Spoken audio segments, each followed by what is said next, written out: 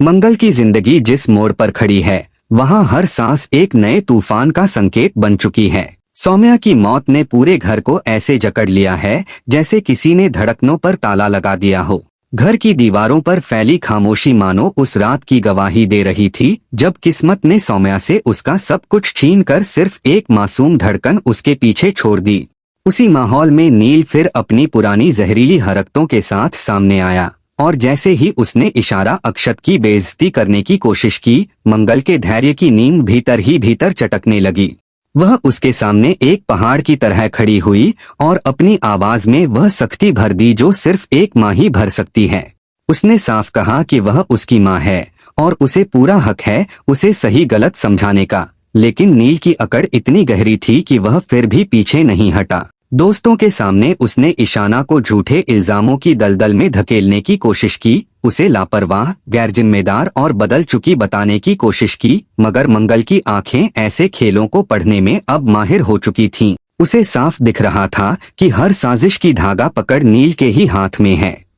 और जब नील ने हदें पार कर दी, मंगल का हाथ अपने आप उठा और वह थप्पड़ नील के चेहरे पर नहीं, उसकी गलतियों पर पड़ा, जिसकी गूंज पूरे घर में फैल गई।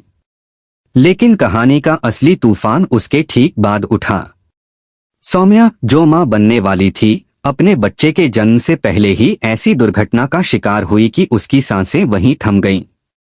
दर्द ऐसा था कि घर का हर कोना जैसे चीख उठा हो और मंगल का दिल किसी बिखरे हुए शीशे की तरह टूटकर हर दिशा में फैल गया। सौम्या की मौत ने पूरे घर का रंग फीका कर दिया, लेकिन उसकी गोद से निकला वह नवजात बच्चा अब मंगल की दुनिया का अकेला उजाला बन गया। बिना मां के जन्मे उस बच्चे को देखते हुए मंगल के सामने जिम्मेदारी का ऐसा पहाड़ खड़ा हो गया जिसे उसने कभी अपने हिस्से में सोचा भी नहीं था। लेकिन किस्मत ने जब उसे सौंप दिया तो उसने उसे अपनी सांसों जितनी सुरक्षा देने का वचन ले लिया।